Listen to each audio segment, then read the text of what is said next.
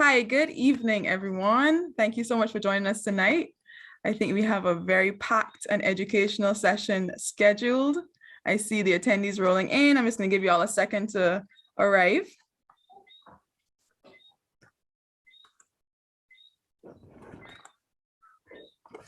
Just a little bit of a backstory. So as a UE graduate,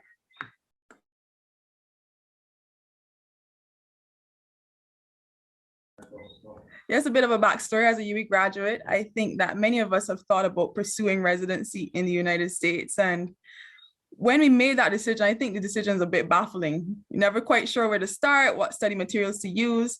And I think everyone turns to someone who's been successful at it. And given this idea, we thought, why not put together a panel who is educated, knows how to get the process sorted and get it done, and have them educate a lot of us at once. And I think that is what we're about to do today. And I know you're not here to see me, so without further ado, we have our first group of panelists. We have first up Dr. Vaughn Whitaker. He's from Jamaica and he obtained his medical degree from the University of the West Indies Mona campus. He also has a master's in public health from Syracuse University. He currently serves as a surgical director of transplant at JMJ Peters Bronx Veteran Medical Center. And prior to this, he was an attending surgeon in transplant, hepatobiliary, and general surgery for 8 years at Mount Sinai St. Luke's Hospital. He has dedicated his body of work to reducing the disparity in transplant access and outcomes for African Americans. We also have joining this panel, Dr. Mark Grant, who is from St. Kitts. He received his medical degree from the University of West Indies and went on to complete his general surgery residency at Zucker School of Medicine at Hofstra. It was here that he made a decision to pursue surgical critical care and subsequently completed a surgical critical care fellowship at Rutgers Health, New Jersey Medical School. His current practice involves a full spectrum of general surgery along with trauma and critical care. And finally, last but not least, we have Dr. Jerome Linsue, who is joining us today. He's a minimally invasive surgeon who also is from Jamaica and would have studied at the UE Mona campus. He currently serves his time, or not serves time, that sounds like a sentence, but he currently works at Penn State University as an associate professor. And we are going to welcome him as well. Hi, gentlemen. Thank you so much for joining me tonight. Hi, thank you for having us. Great. Hi, Courtney, thank you. What I will say is that each of these gentlemen were very enthusiastic when I presented this idea to them. And I love that they were so willing to help out junior doctors find their way in the world and determine where best they might want to train. So if possible, I would like to hear a little bit about each of you and find out how did you make your way to the United States? And I'm gonna pick on Dr. Whitaker first. All right, so I came to the United States in 2003. I graduated in 1996. So this was about 7 years after I completed residency. I actually started a DM program in surgery in Jamaica.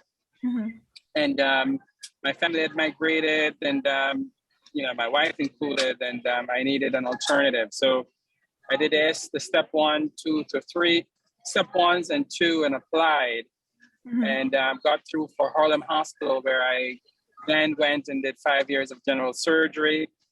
After that, I got a chance to do transplant and hepatobiliary surgery at Columbia University Medical Center, and essentially I've been practicing both in transplant and general surgery ever since. Now, Nice. It's very challenging. Initially, when I did in fact apply, I didn't match in my first go around. And in fact, but I did have some friends who were at the hospitals, Harlem Hospital, and I called and I sent letters and emails, and essentially what happened was someone didn't show up, or someone wasn't available to take the spot. And they called me to ask me if I was available to come for a quick interview. And I flew up. I was working at Kingston Public Hospital at the time. I flew up and essentially they showed me the place, and then they asked me if I want the job.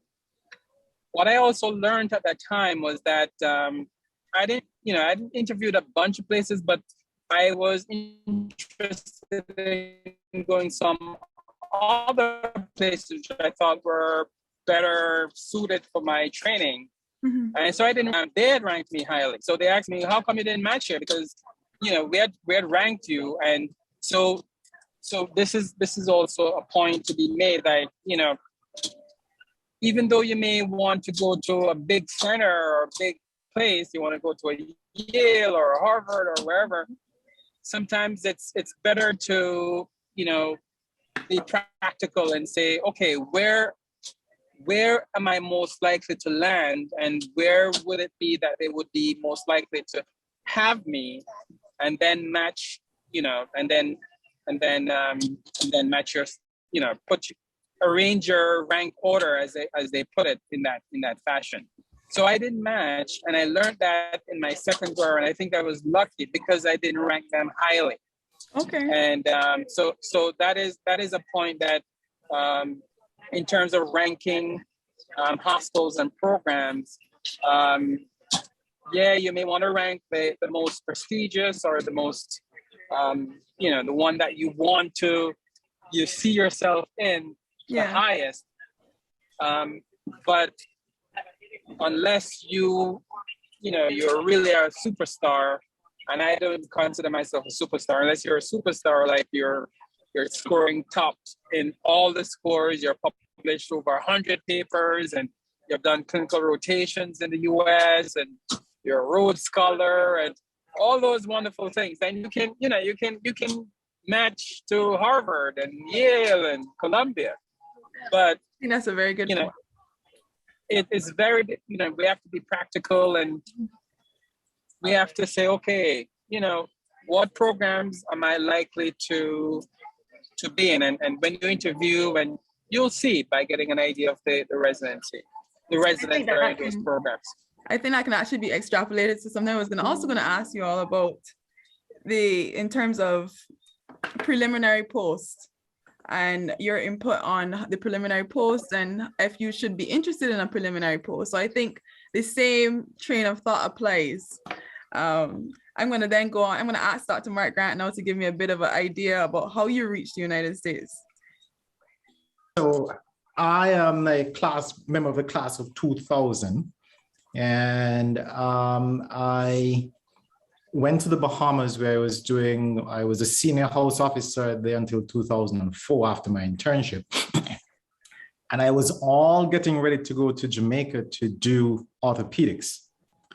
My wife wanted to do an MPH, and on her application, they told her she was too young. That made her upset, and she says, we're not going back to UE, so I had to look for another plan. So that other plan ended up with us in 2004, when she got into her pediatric residency, moving from the Bahamas. I stayed at home as a stay-at-home parent for 1 year. I did get into a program at Staten Island because a friend of mine made a call. But because of my visa status at that time, I wasn't able to join.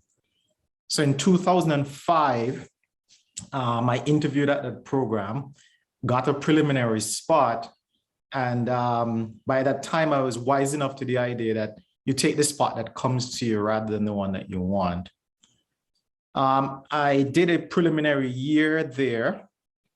And after I completed that year, one of the residents who matched for the upcoming year wasn't able to join for health reasons.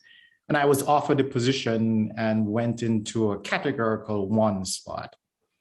I went and did categorical 2.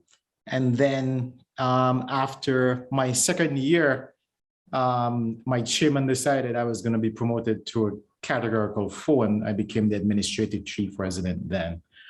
And then I completed my residency. Obviously, you've mentioned we have done my fellowship. I currently live in Maine. If most of you don't believe that's a part of the United States, yes, it is. And I have been practicing here general surgery, trauma critical care most of my practice is actually minimally invasive surgery. 60% of what I do is actually robotics. So that's where I am. If I were to talk about the situation with, I would echo the sentiments of Dr. Whitaker. If we as a non-US IMG, we're not going to be top tiered. And if you look at the number of applicants, most desired positions would go to US medical students. And so we are lower tiered. So we may believe that we've come from the Ivy League of Jamaica, but when we've come to this area, we don't necessarily just able to make our pick. And so I would recommend a preliminary position if given. Obviously, if you get a categorical position, I would say that's the preferred. It may be in a less desirable area than you want to. Preliminary years are very stressful because it doesn't seem as though anything categorical is coming to you. But a preliminary year gives you the ability to showcase yourself and get that clinical experience in the United States that many people would hope for. So that's my intro. I could answer additional questions. So it's actually, I love that you gave that intro because we actually have 2 preliminary success stories as part of our webinar in our next group, our next panel, actually. So we're going to get a little bit into that and the challenges and what they anticipated. Last but not least, Dr. Jerome Lin Sue, can you go ahead and give me an idea how you reached the States? Hi, Courtney. Hi, everyone. Can you hear me? Yep, loud and clear. Oh, great. So I am a UE grad, classmate of Dr. Vaughn Whitaker, transplant surgeon extraordinaire. So we finished med school in '96. We did the DM program, came up pretty much the same time, got into a transitional year at Howard University, and then spot opened up, got a categorical year 2. So it's, we all ended up the same place, but 3 different kind of pathways. MIS fellowship at Hopkins, and then Penn State for practice. So I'll probably put a few things together. I certainly echo what Dr. Whitaker and Dr. Grant said. It can be tough. What can I say? Interview med students, we interview residents, and we interview fellows as they come through. And surgery is getting a little more competitive as the years go by. In our time, I kind of put it to our getting in because there were no duty hour limits. So the US folks kind of shied away from that. So we were, kind of lucky, I think. Nowadays, folks are still getting in, but you really have to be, kind of star-like. Things to look for. High step scores are key. When you see the folks from India coming, they score like through the roof. Little bit of depending on if you're a 99 percentile person, that's great. If you're not, good news is that nowadays I think one of the steps are going to be pass fail. So that'd be great if you're not a 99 person. Next, publications, we kind of ask it of med students coming in, even US residents coming in. So there are lots of West Indian medical journals, there are case reports that you can do. There, wherever you're practicing, I'm sure they're like, folks that are doing, what do you call it? Educational stuff to kind of get your CV a little bit, kind of fluffier. That kind of makes it stand out a little bit, So clinical skills, we as UA grads, we're top notch on clinical skills, but unfortunately, if you have no clinical skills and 100 papers, you'll probably get in than somebody who has the best clinical skills and no paper. So that's one of the problematic things. All right, didn't mean to deflate everybody, but there are some good stories out there, and wish you all the best, and we can go to questions if with the questions. Yeah. So the first thing I actually wanted to ask you guys, and it kind of segues from what you were just making reference to, research. At my time at UE, I don't think that I wasn't aware of research experience. Let's just put it that way. As a UE graduate or a Caribbean graduate, what would you say? How can you get yourself into those research experiences? Any advice, yourselves coming from the Caribbean, any advice on how to get research experience in the Caribbean? So if I can start, because I'll soon have to hop off. You know, like a research day, there's a medical student research day or residency research day. I would encourage full participation in events like that. And through that, you may be able to do a case series, or you may be able to present a paper. There are some guys like with a sickle cell unit, if you're on Mona campus, that does epidemiology, the tropical TMRU, the epidemiologist, you know, those guys can help put up a little statistics, some chi-square, some Cox regression. All you need to do is just mention something like that, and the people, you know, they want to hear something like that. And along with your case series, and you're going through the gate, you can get something published. So, you know, that's some of the things I would say are the ways in which you can get into research, by doing research days, case series. Sometimes a lot of attendings are projects that they're just too busy to execute. And you can just go and say, look, you know, I'm ready, you know, I'm willing to help you write up a paper, and you can be the junior author, the first author, and they can be the senior author, and you have a publication right there. So those are some of the ways in which you can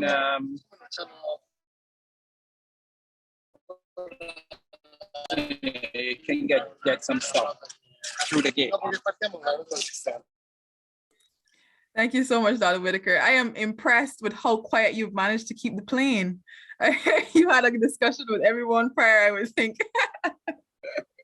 But thank you so much, and I appreciate the commitment.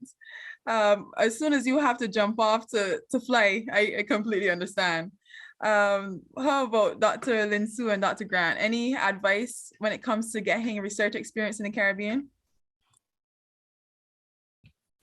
So I have been attached to the Caribbean College of Surgeons since 2016, and they had their recent conference, and I think we had a web conference just over the weekend.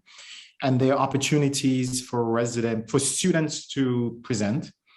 And I've been impressed with some of the presentations then. So I don't think that avenue was available when I graduated, but I think that's one.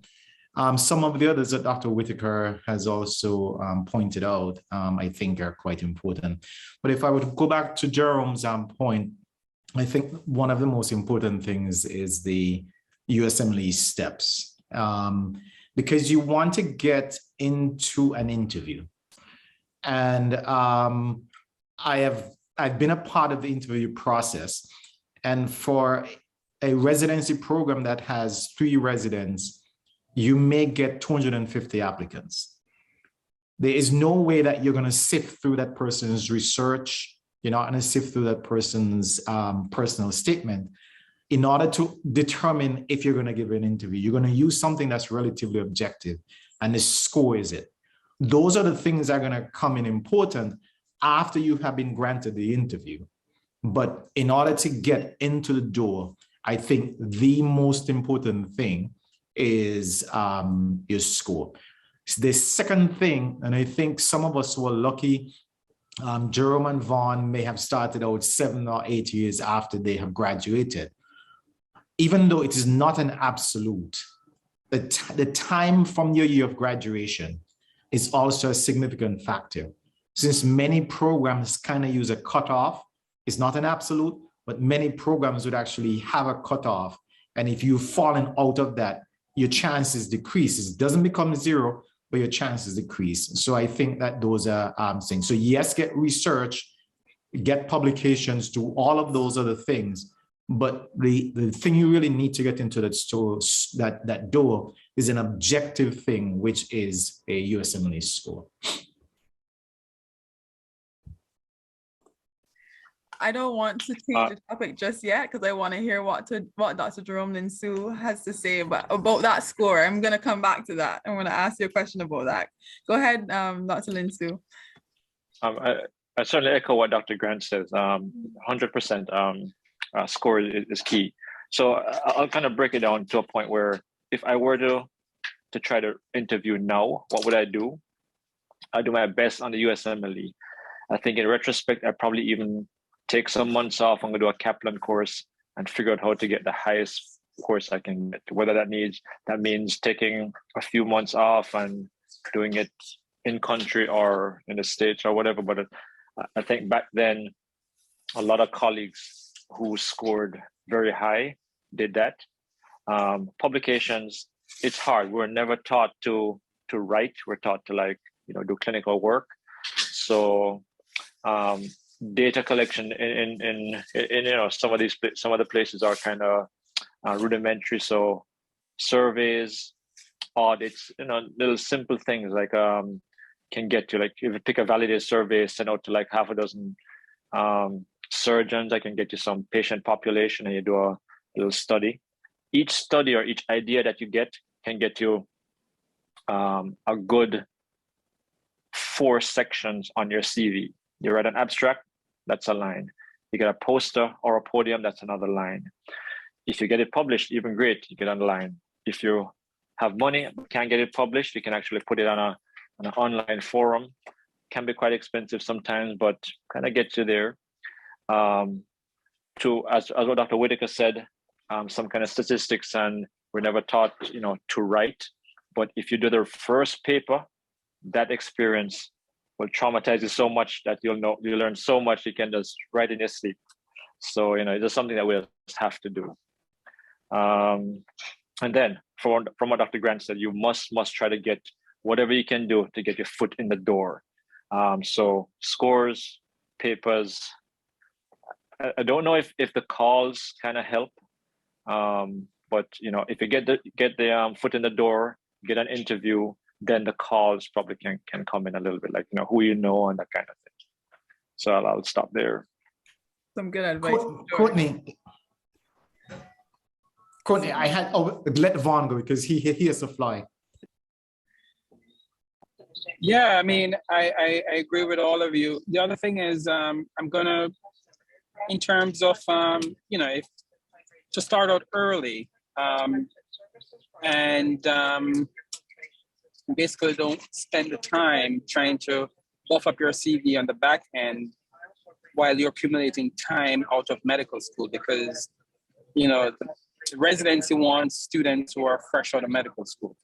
So, as soon as you finish your medical school, even while you're in medical school, if there's some of you are in medical school now is the time to start looking at the steps, doing the courses, preparing, getting the experience, getting the papers, working on your personal statements, and all those things. What is important is authenticity. And this is another aspect of the interview. When you go to an interview, see through BS, right? But when you talk about a real experience, even if it's embarrassing, people will know that you're authentic, and that authenticity will get you more points as someone who they can work with than some made up fluff. That is just, people, I certainly, and I'm sure a lot of people, I've been in a bunch of panels and people can see through crap, essentially. But when you come across as, hardworking and authentic person who was integrity and is honest, and that's key. So when you're interviewing, you want to come across as being really authentic, real, not a fluffy, unreal person. Someone who's a team player, someone who can work together, someone who will pull their weight, all those things. And yeah.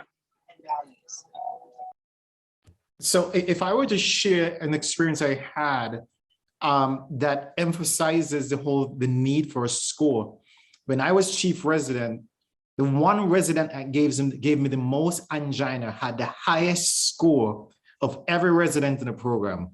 But I was happy that he was not going to stay in surgery because I would have lost my mind. But he came from a system where they actually, after medical school, dedicate 6 months of their time just to prepare for these steps. And so our superior clinical acumen will not actually outdo that. And so preparing for the exams is one. If you think you're going to be trying to go to the United States, you have to start early, because trying to figure out Niemann-Pick's disease and Tay-Sachs disease while you're practicing as a senior host officer is much more difficult, and that can degrade your step one score. But if you do it at a time that when you're actively doing it in medical school, I think it bodes well. But also doing a prep course can also be quite helpful in getting you a high score. I have a question in the chat.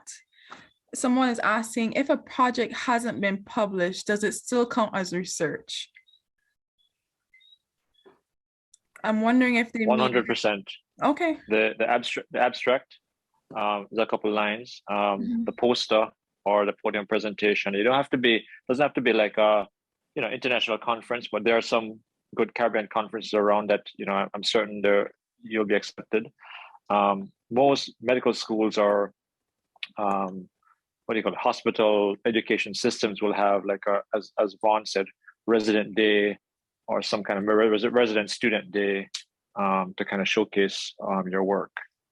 So that's, from that same idea, you got 3 topics or 3 parts on the CV.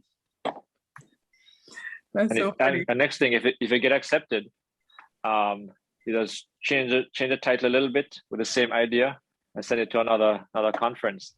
If it's that good to get accepted, you got 6 now, 6 lines. Oh, y'all are just dropping all of the nuggets today. Oh boy. Well, I wanted to ask, because I know the first thing everyone goes to in terms of your step score, that's how they differentiate who to maybe take for an interview. But some of these people who are attending our conference have actually done the step exams already, and their score may not have been in the top percentile. What advice do you have for them? So that itself is not a game changer. I could tell you now, looking at the scores, if I were applying for residency now with the scores I had then, there's no way I would have gotten into a surgical residency. So if your scores are not that great, you basically still apply as many places as you can. Look for places that are IMG friendly. Look for hospitals that are IMG friendly. When I was doing some research, I think there are a few. I think Dr. Shanetta Johnson may be one of those IMG friendly places. But if you find IMG friendly places, apply. You need to just get a foot in the door. If I were to share some statistics I have, is it possible to share my screen? Yeah, ask me some questions. I think it may be possible. It says it hosts disabled participant screen sharing. I honestly, Dr. Grant, I'm gonna be honest. Okay, so my technical skills. So what I'm gonna point out to you is that if you look at the number of residents applying to a program, so in 2020, last year, there were 1,600 residents, applicants to the categorical programs. There were about 1,500 for the prelim programs. The match rate for non-US IMGs was about 5% for the categorical, whereas the match rate for the non-US IMG for the prelim spots were 14, almost 15%. So getting your foot in the door, getting that prelim position, and don't worry about you're not going to Yale. But if you get into a program that is any place else, that's what you should be looking. You're really looking for a foot in the door. So Grant, my tech support is saying that you can share. So if you want to go ahead and share your screen, yes, please. okay, so I'm trying not to share too much information.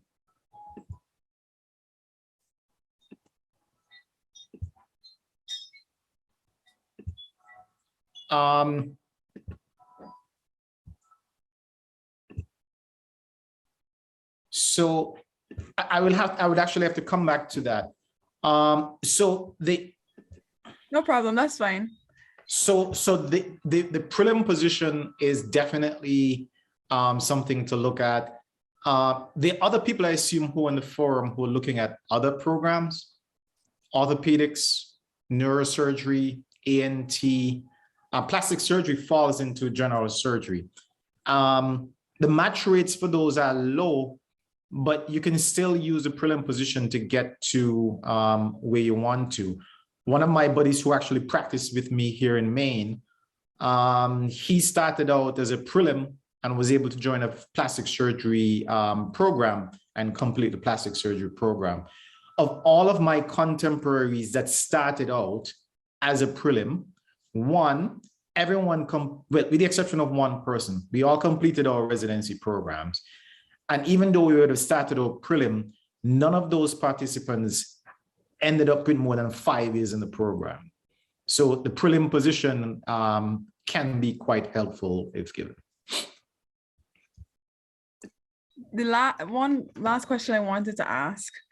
I know you made reference to author. I'm not sure if you can address this, Dr. Whitaker, since I feel like if you may be about to go in the air, but I know you made reference to authenticity. And I think that another area where that is important is in the personal statement. So I was wondering, is there any advice you have for how to have a memorable personal statement? And if you can just share that with the attendees. Yeah, I mean, I would say use real experiences to talk about how you started your surgical journey. I mean, I've read so many personal statements and heard the gamut, you know, from musicians talking about they were learning music when they were 5 and now they're 25, and it's like an orchestra, and surgery is the,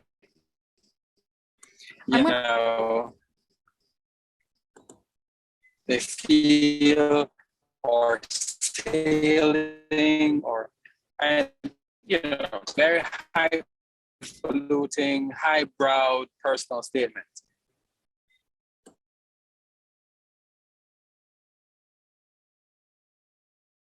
Dr. Grant and Dr. Linsu, any advice about the personal statement? I think that we may have lost Dr. Whitaker. Okay, I'll put my 2 cents in. But use a person from a colon cancer of a relative, or give me one. Yeah, I think. So I'll just continue on Vaughn says. So he's absolutely right. Everybody likes a good story.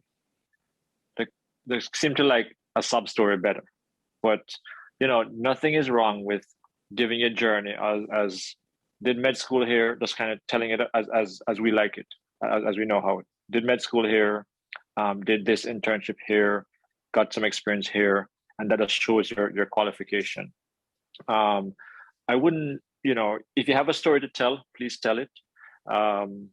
If you have a subby story that comes to a happy ending, please tell that as well.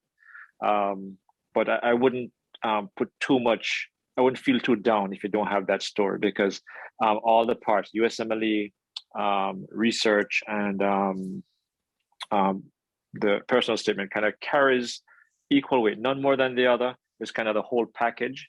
And as Dr. Grant said, all you want to do is get that interview. And I do echo preliminary position.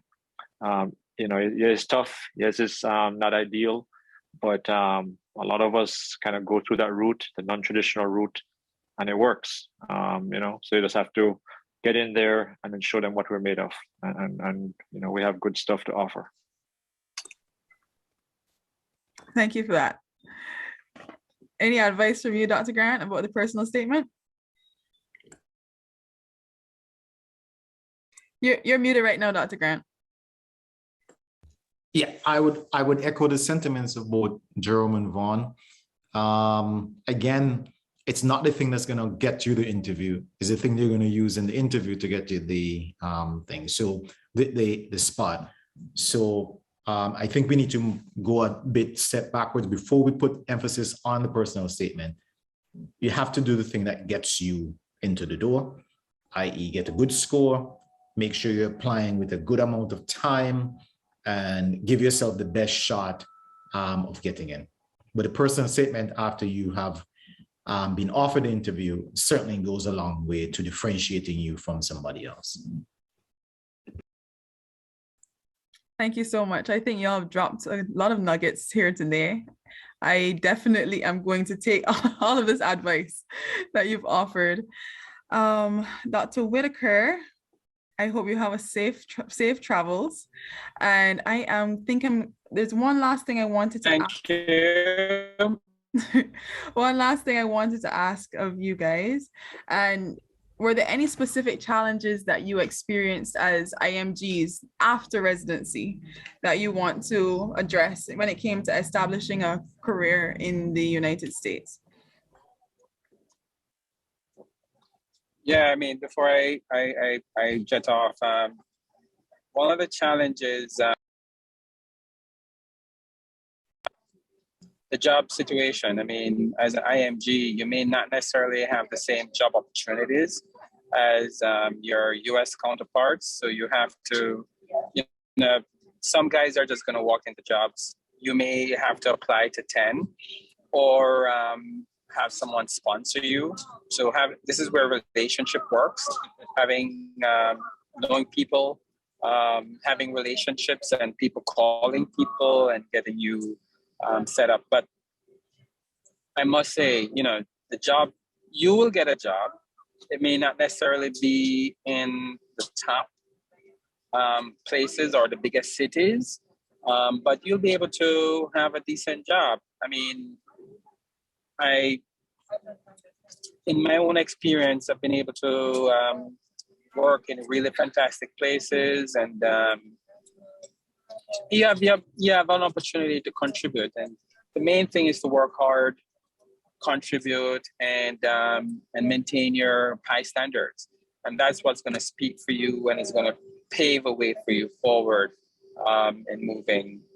Now, one of the things that, you know, in terms of teaching, if you're apt to teach or you like to teach, you should cultivate that habit, because those things like those go far away. Medical students and residents are saying you're great. Those actually goes a far way in helping, you know, if you want a faculty position, in helping you obtain one of those positions, for example, and goes a far way. But, you know, it's a challenge. You're not, and it's a reality. You're not necessarily going to have the same opportunities as your US trained counterparts. And that's just a reality. But you will be able to find work. You'll be able to find a job. And you know, as long as you're not looking for the pot of gold beyond the rainbow, you know, you're able, you know, you're going to be paid basically the same amount as anybody else, or even more in some cases, depending on where you are. So you'll be able to live a good life, and you'll be able to contribute and do all the wonderful things that you got into medicine for. So that's my bit of advice. Thank you very much for that.